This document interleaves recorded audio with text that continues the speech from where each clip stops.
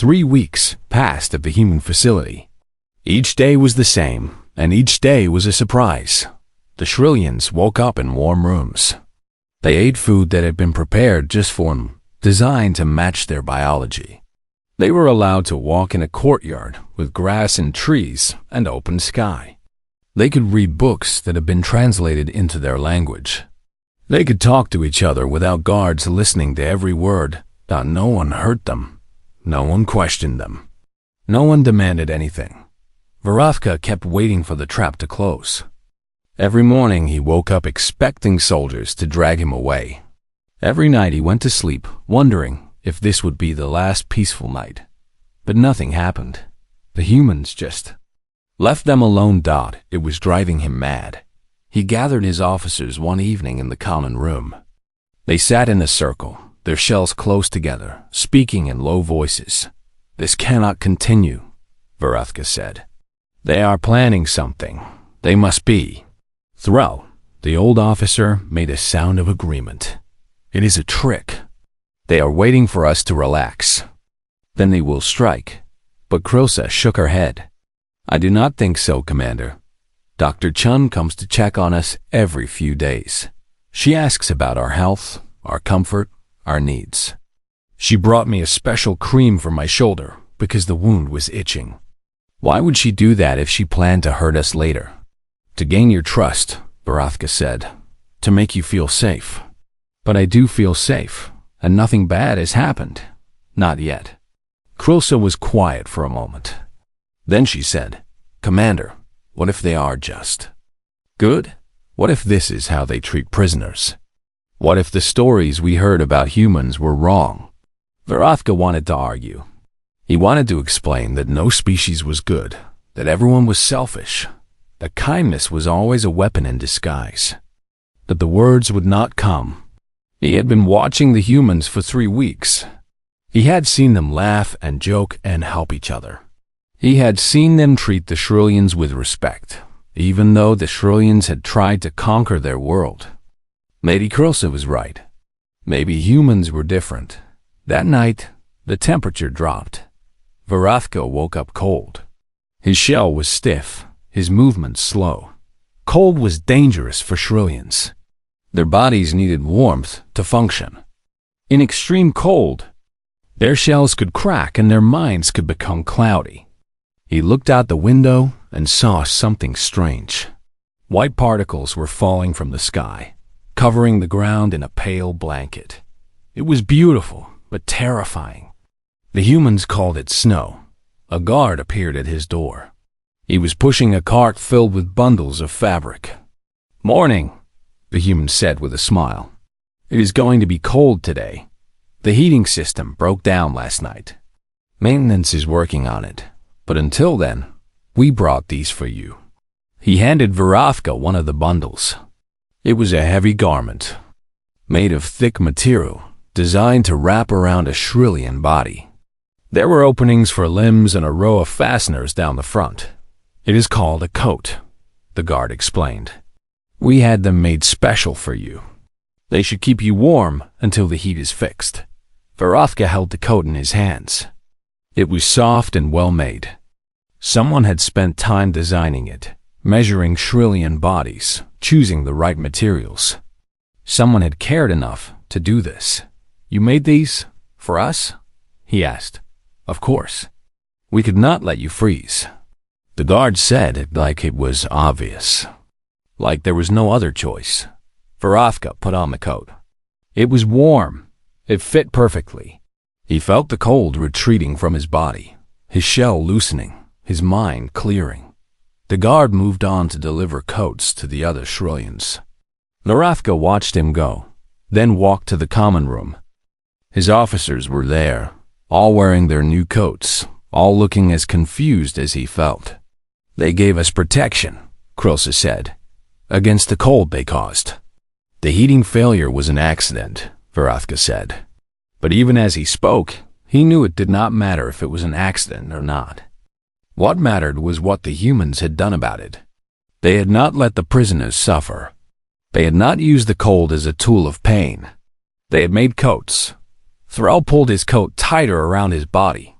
I have been a soldier for 60 years, he said slowly. I have fought in 12 wars. I have captured many prisoners, and I have been captured twice myself. Never in all that time has anyone given me a gift.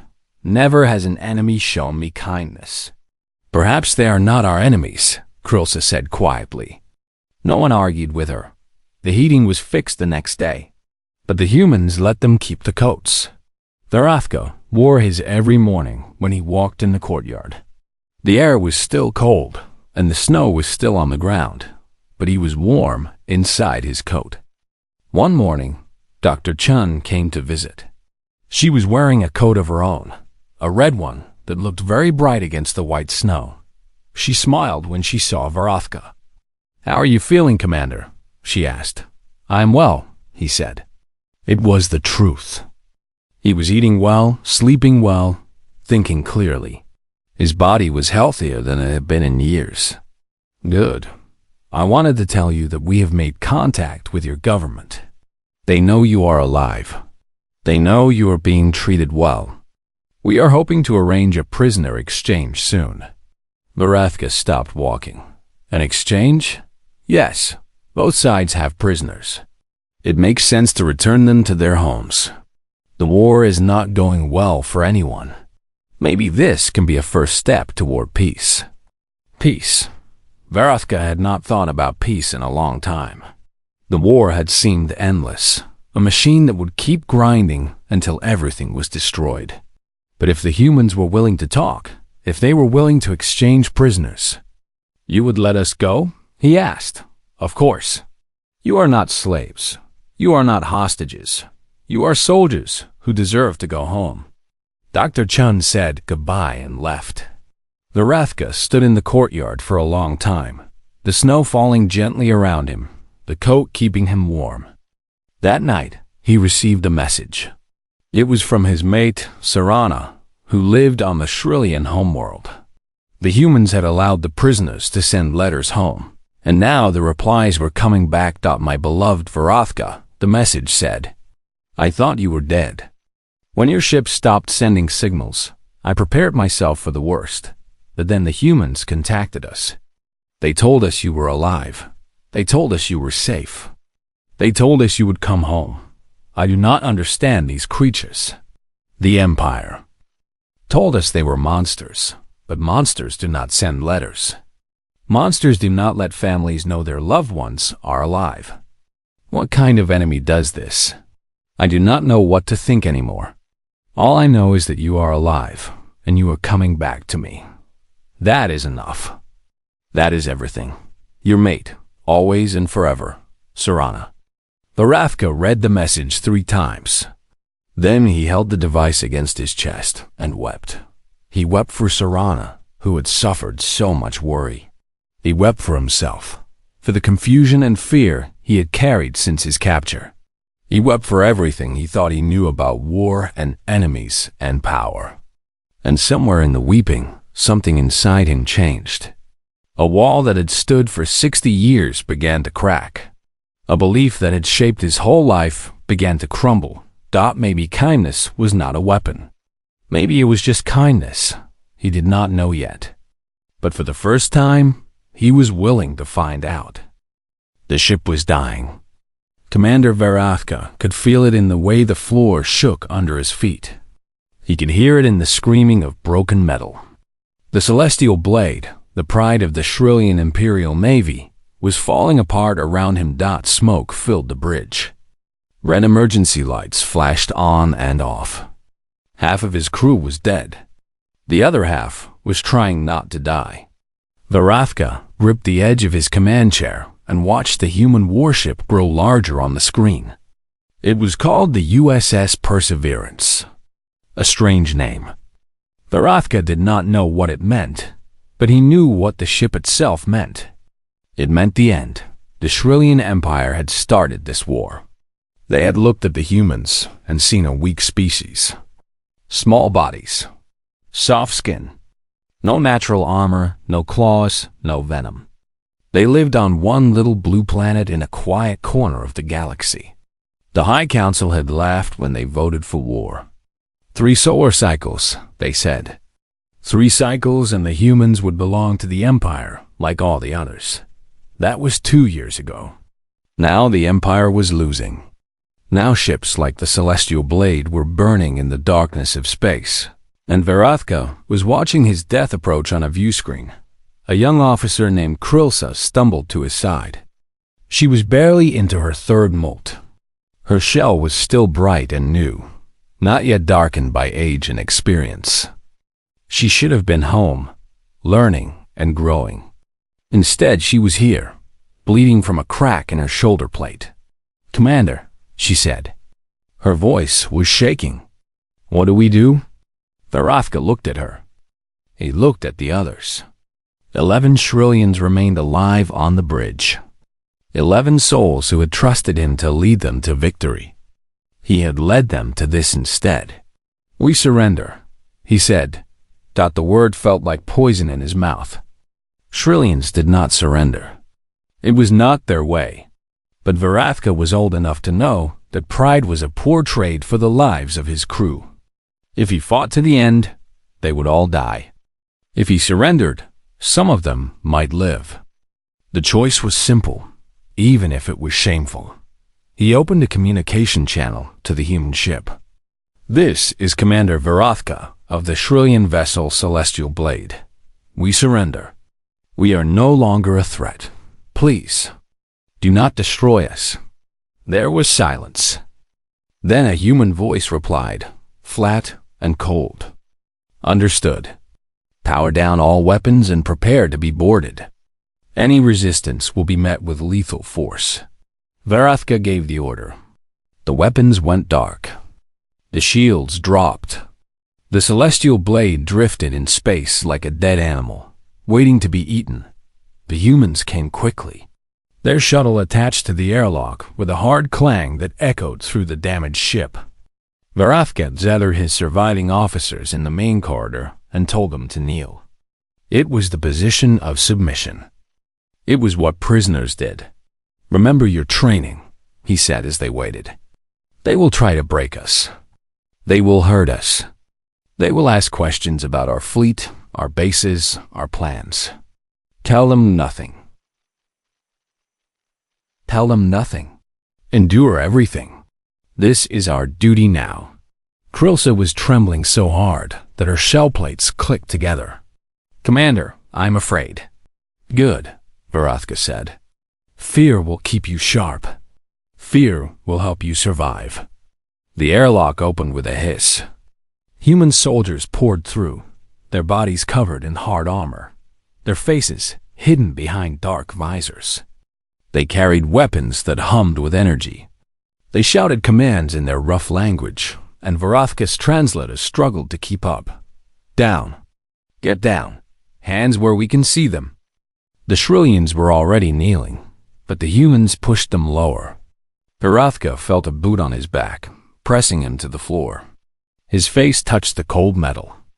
It smelled like smoke and blood. Magnetic cuffs locked around his upper limbs, pulling them behind his back. The position was painful. It was meant to be painful. Verathka understood this. He had done the same thing to prisoners many times in his long career. A human soldier grabbed his head and pulled it up. The visor was so close that Verathka could see his own reflection in it. He looked old. He looked defeated. "You're the commander?" The human asked. "I am." "Good. You're coming with us." They dragged him to his feet. Other soldiers were doing the same to his officers. Krilsa cried out when they touched her wounded shoulder, but she did not fight. None of them fought. They had made their choice. The walk to the human shuttle was short but terrible. Verathka saw the bodies of his crew along the way. Some had died in the battle. Others had died in the fires that followed. He tried to remember their names, their faces, their families. He owed them that much. The shuttle was small and cramped. The Shrillians were forced to sit on the floor with their backs against the wall. Human soldiers stood over them, weapons ready. No one spoke. As the shuttle lifted off from the dying Celestial Blade, Verathka looked out a small window. He watched his ship grow smaller and smaller until it was just a dark shape against the stars. Then it was gone. He thought about what would come next. He had heard stories about what happened to prisoners of war. The Shrillian Empire had perfected the art of making captured enemies talk. There were machines that could crack shells and burn flesh. There were chemicals that could set nerves on fire.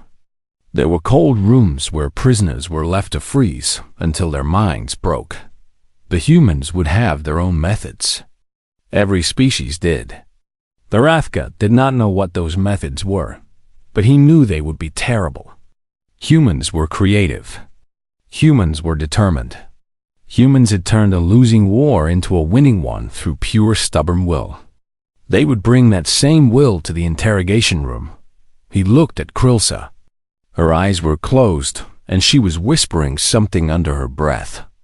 A prayer, maybe. Varathka did not believe in gods, but he hoped that hers were listening. The shuttle docked with the human warship. The soldiers pulled the prisoners to their feet and marched them through gray corridors filled with noise and activity. Humans rushed past them, shouting orders and carrying equipment. The ship was alive with motion, like a hive of insects. Finally, they reached a large room with bare walls and bright lights. The soldiers pushed them inside and closed the door. A few guards remained, but they stood at the edges of the room and did not speak. Varathka sat down on the cold floor. His officers gathered around him, their shells pressed together for comfort. They were prisoners now. They were at the mercy of creatures who had no reason to show mercy. All they could do was wait, and so they waited. The waiting was the worst part. Varathka had expected pain. He had prepared himself for torture, but no one came to hurt them. No one came at all. Hours passed. The Shrillians sat in the bright room with nothing to do but think. The human gods stood by the walls and watched them, but they did not speak or move. One of them was drinking something from a metal container. Another was looking at a small device in his hand and smiling at whatever he saw there. Varathka did not understand. This was not how prisoners were treated. Where were the interrogators? Where were the machines? Why were the humans just standing there? Commander, whispered Krilsa. What are they waiting for? I do not know, Varathka admitted. Perhaps this is part of their method. They want us to be afraid. They want us to imagine what is coming. It is working. I am very afraid. Then their method is effective. But deep inside, Varathka was confused. The Shrillian way was to begin interrogation immediately. Strike while the prisoner was weak and scared. Do not give them time to think or prepare. This delay made no tactical sense, unless the humans were truly different. He pushed that thought away. No species was different. Not really. Everyone wanted power. Everyone used pain to get what they needed. The humans were just playing a longer game. Finally, after what felt like forever, a door opened. A human female walked in. She was not wearing armor. She had no weapons.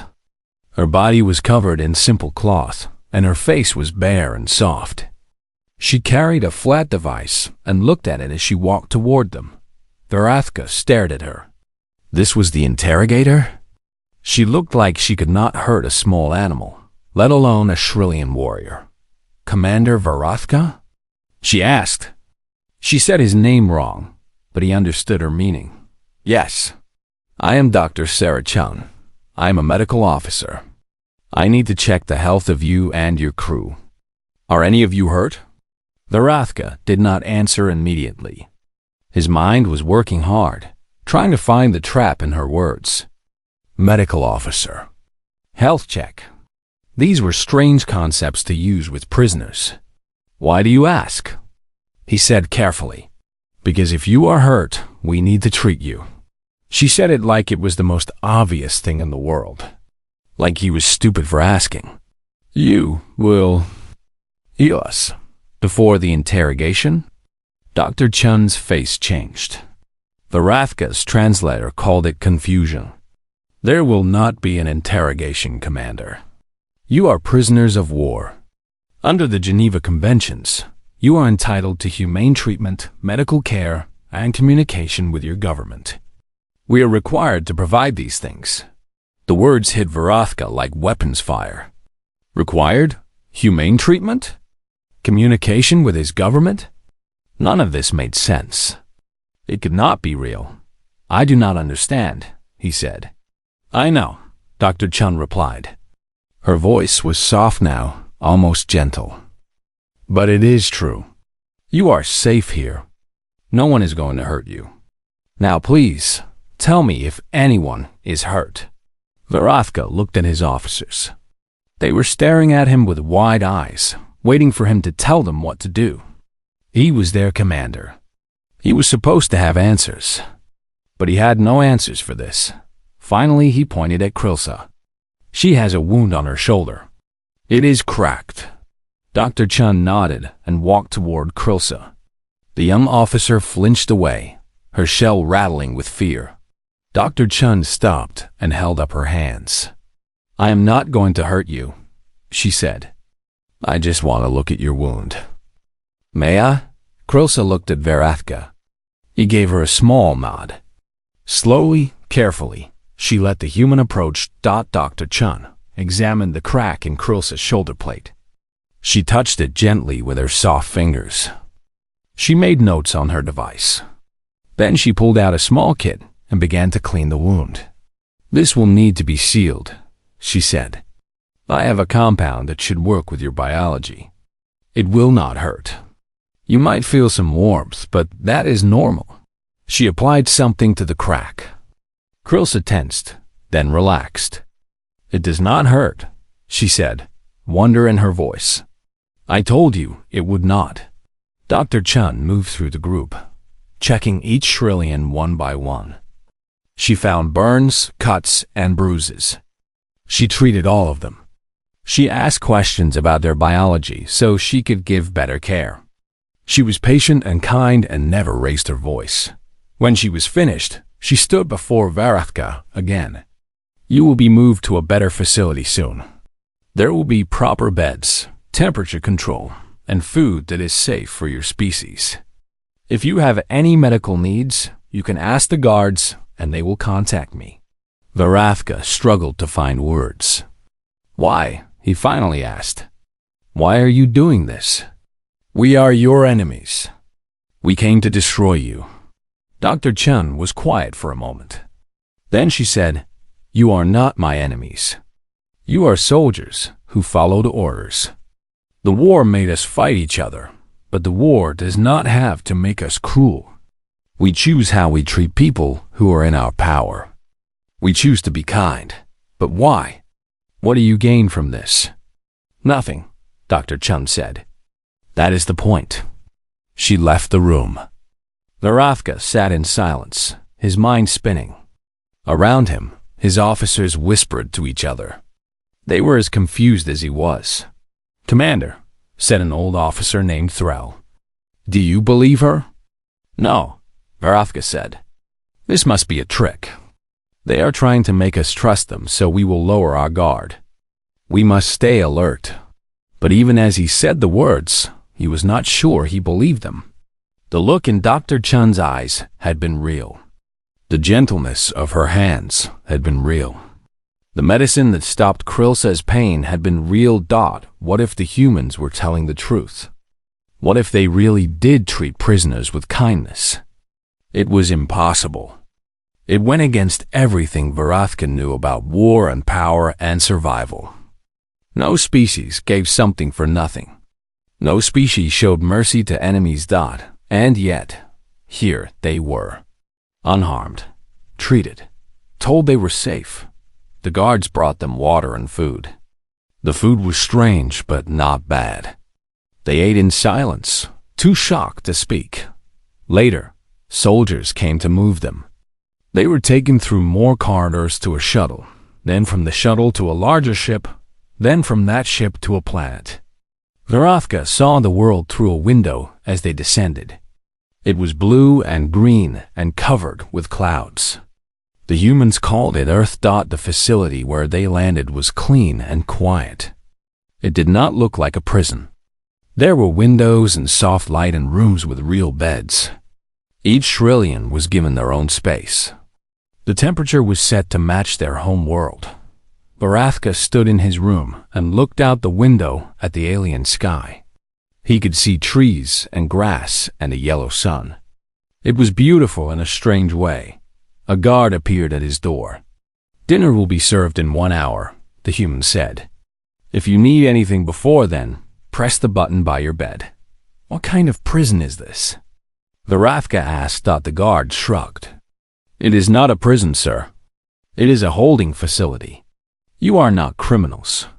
You are soldiers. There is a difference." He walked away, leaving Varathka alone with his confusion. The old commander sat on his bed and tried to understand what was happening to him. He could not, but for the first time in many years, he was not afraid. The war ended on a cold morning in the 3rd month of captivity. Varathka was eating breakfast when the announcement came. A human official appeared on the screens in the common room and spoke words that changed everything. The Shrillian Empire and the United Earth government had signed a peace agreement. The fighting was over. Prisoner exchanges would begin immediately. The Shrillians sat in stunned silence. After so much death, so much destruction, it was finished. Just like that, Krilsa was the first to speak. "We are going home." "Yes," Varathka said. "We are going home." The days that followed were busy. There were medical examinations and paperwork, and long conversations with officials from both sides. Varathka learned that over 200 Shrillian prisoners would be returned, all from different facilities across Earth. The humans were organizing transport ships to carry them back to Shrillian space on the morning of their departure. The prisoners gathered in the courtyard one last time. Varathka stood at the front, his officers behind him. They were all wearing their coats, the ones they had been given during that cold week when the heating failed. The coats had become special to them. They were reminders of something they still did not fully understand. A group of humans approached. Varathka recognized Dr. Chun among them. There was also a military general in a formal uniform and several other officials. They stopped a short distance away, facing the Shrillians. The general spoke first. He talked about peace and hope and the future. He said that both species had suffered in the war, but suffering did not have to last forever. He said that enemies could become friends if they chose to trust each other. Varathka barely heard the words. His eyes were on the shuttle waiting at the edge of the courtyard, the one that would take him to the transport ship, the one that would carry him home. He could almost feel Sarana's arms around him already. Then Dr. Chand stepped forward, and Varathka made himself pay attention. "Before you go," she said, "we have one more request." Here it is, Varathka thought. His whole body went tight. This was the moment. After months of kindness, after all the impossible mercy, the trap was finally closing. They had fattened the prisoners with comfort and hope, and now they would take it all away. "Please unfasten your coats," Dr. Chem said. The words hit the Shrillians like a physical blow. Krilsa made a sound of fear. Thrall stepped backward. Others began to shake, their shells clicking with terror. "Unfasten your coats. Remove your protection. Expose yourselves." Varathka had known it would come to this. He had warned his officers from the beginning. The kindness was a trick. The comfort was a lie. Now, at the last moment, the humans would show their true nature. They would strip the prisoners and humiliate them. They would hurt them and break them and send them home as examples of human cruelty. He should have trusted his instincts. He should have never let himself hope. "Why?" he asked. His voice was barely a whisper. "Why do you want us to do this?" Dr. Chun smiled. It was the same warm smile she had worn when treating their wounds. when asking about their families, when bringing news of the peace agreement. It was a smile that had never meant harm. "Because we have new ones for you," she said. Varathka did not understand. He stared at her, his mind refusing to process the words. Behind Dr. Chun, human workers were unloading crates from a vehicle. They opened the crates and pulled out coats. Beautiful coats. They were made of material that shimmered in the morning light, changing color as it moved. Each coat had a name tag attached to it. Shrillian names. "These are gifts from the people of Earth," Dr. Chun explained. "Better coats, warmer coats, made just for you, for your journey home. Space is cold, and we wanted to make sure you would be comfortable." Varathka could not move. He could not speak. He could only stand there, staring at the coats like they were impossible things. Krilsa stepped forward slowly. A human worker held out a coat with her name on it. She took it in her hands and held it up to the light. The material was soft and thick and beautiful. It was the finest garment she had ever touched. "I do not understand," she said, and there were tears on her face. "Why would you do this?" Dr. Chun walked over to her. She was smaller than Krilsa, softer, weaker in every physical way. But when she spoke, her voice carried the strength of mountains. "Because you are going home," she said. "Because you have been through a terrible thing, and you deserve something good. Because kindness does not need a reason. You just have to choose it." One by one, the Shrillians unfastened their old coats and put on the new ones. Varathka was the last. He stood before Dr. Chun, the woman who had confused him and challenged him and changed everything he believed about enemies and war. "I do not understand your species," he said. "That is okay," she replied. "We are still figuring ourselves out too. But we have learned one thing in all our history. Cruelty is easy. Hate is easy. Kindness is hard. It takes strength to be gentle.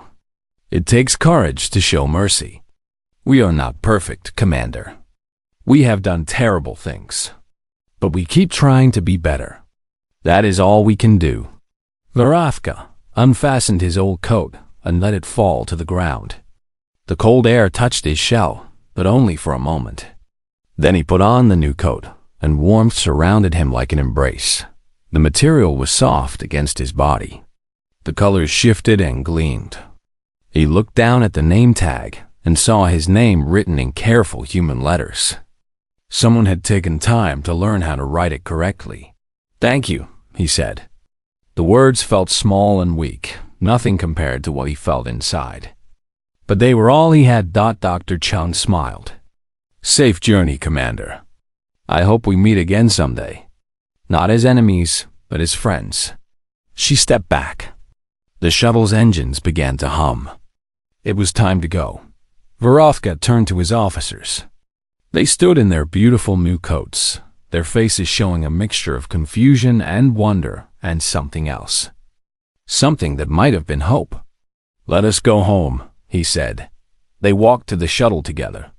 At the door, Varathka stopped and looked back one last time. Dr. Chun was still standing there, watching them go. She raised her hand in a small wave. Varathka raised his hand in return. Then he stepped into the shuttle and left Earth behind. The journey home took 3 days. The Shrillians sat in their coats and talked about what had happened to them. They talked about the fear and the confusion and the slow, painful realization that everything they believed about humans was wrong. They talked about kindness, about mercy, about choosing to be good when it would be so much easier to be cruel. What do we tell them? Krilsa asked on the last night. When we return home, what do we say about the humans? Varathka looked out the window at the stars. Somewhere out there was Earth, the little blue planet where strange soft creatures had chosen to be gentle. We tell them the truth, he said. We tell them everything. They will not believe us.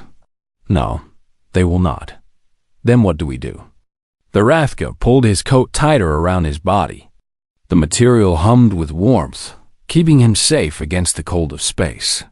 "We keep telling them," he said, "until they understand." The transport ship docked at the Shrillian Imperial Station on a gray morning. Varathka stood at the window and watched his homeworld grow larger, the familiar colors of red and gold filling his vision. He had thought he would never see it again. He had been wrong about many things. The airlock opened with a hiss.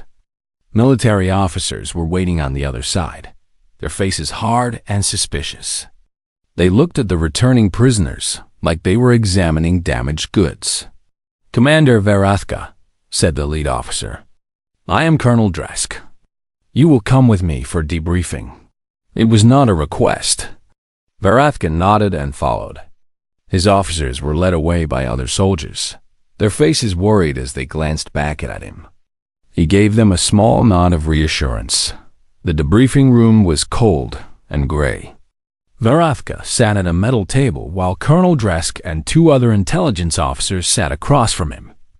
They had devices for recording. They had devices for detecting lies.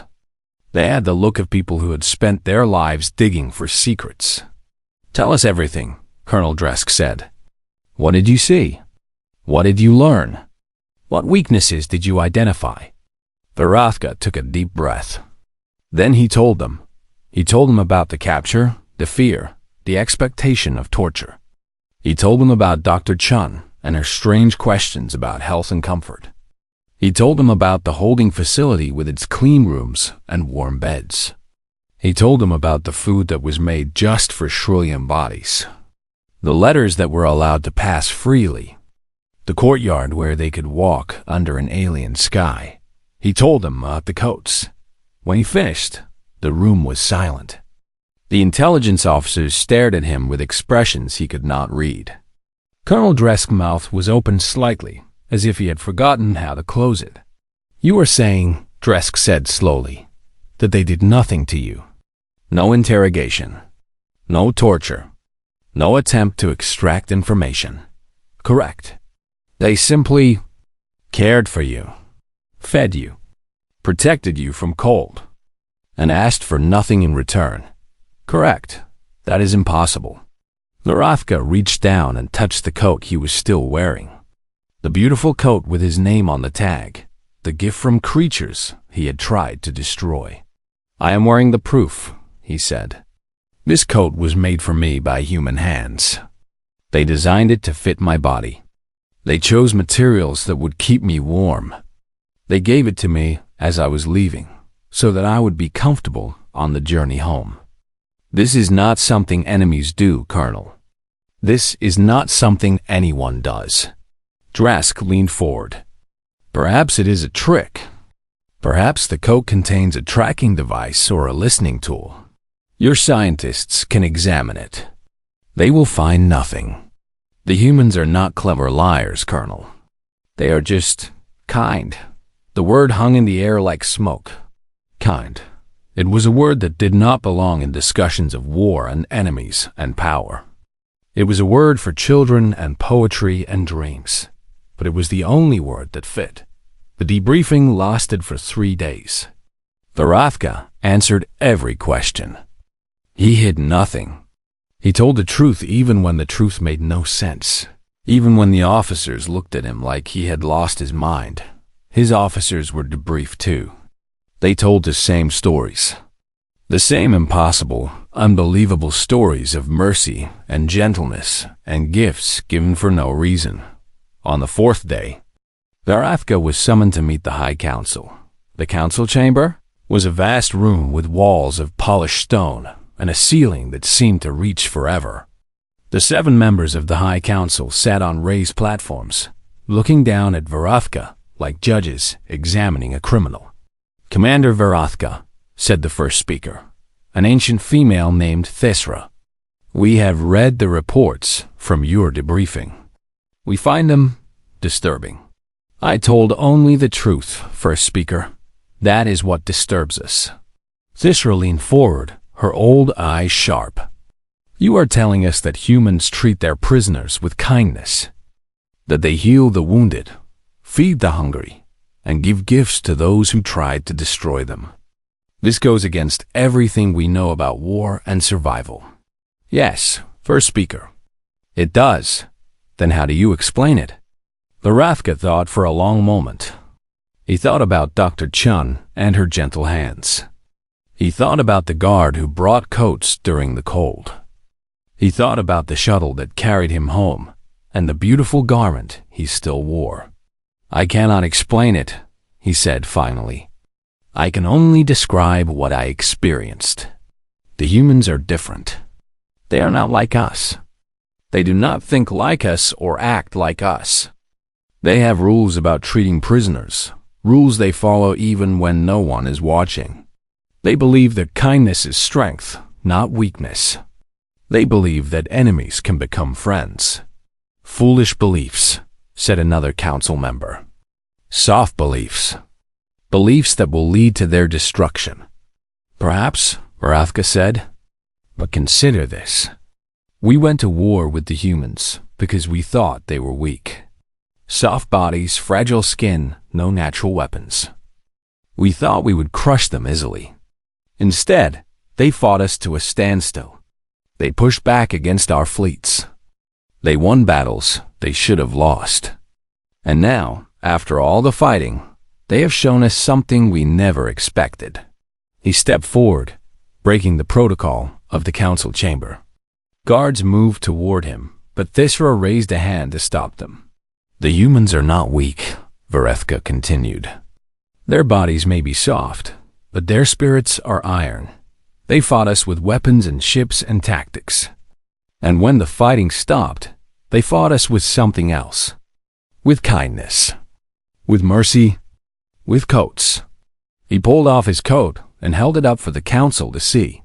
The material shimmered in the light, beautiful and strange. This coat is their weapon now, he said. Not against our bodies, but against our beliefs. Every time I wear it, I remember what they did for me.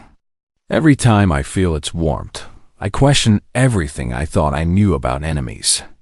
The humans did not break me with pain. They broke me with gentleness. I'm not sure I can ever be put back together the same way. The council chamber was silent. The 7 most powerful beings in the Shrillian Empire stared at a coat like it. Was the most dangerous thing they had ever seen. Thisra spoke at last. What do you suggest we do, Commander? Varathka lowered the coat. I suggest we learn. Not their weapons or their tactics, but the thing that makes them different. The thing that lets them show mercy to enemies. If we can understand that, perhaps we can understand why they are so hard to defeat. Perhaps we can find a way to live with them instead of dying against them. You speak of peace. I speak of survival. We cannot beat them in war. Perhaps we can join them in peace. The council debated for hours. Varathka was sent away while they argued and shouted and struggled with ideas that did not fit their world dot in the end. They decided to try. A Shrillian ambassador was sent to Earth. Trade agreements were discussed. Cultural exchanges were proposed. Slowly, carefully, 2 species that had tried to destroy each other began to learn how to live together. Varathka retired from the military. He went home to Sarana and held her for a long time. He told her everything that had happened. She wept and laughed and asked questions he could not answer. On cold nights, he wore his coat. He would sit by the window and look up at the stars, thinking about a little blue planet far away, thinking about humans and their strange, impossible kindness. Krulsa visited him sometimes. She had become an ambassador herself, traveling between Shrillian space and human space, building bridges where there had only been walls. She wore her coat too, the one with her name on the tag. Do you think they knew? She asked one evening. When they gave us the coats? Do you think they knew what it would do to us? Varathka smiled. He was old now, older than he had ever expected to be. But he still remembered Dr. Chun's face, her gentle hands, her words about choosing kindness. I think they hoped, he said. That is what humans do. They hope. Even when everything is dark and broken, they hope for something better. And sometimes, hoping is enough. Quilsa was quiet for a moment. Then she said, I am glad they captured us. So am I, Barathka replied. So am I. Outside, the stars burned cold and bright. But inside, wrapped in a coat made by human hands, Barathka was warm. He was home, and for the first time in his long life, he understood what that truly meant.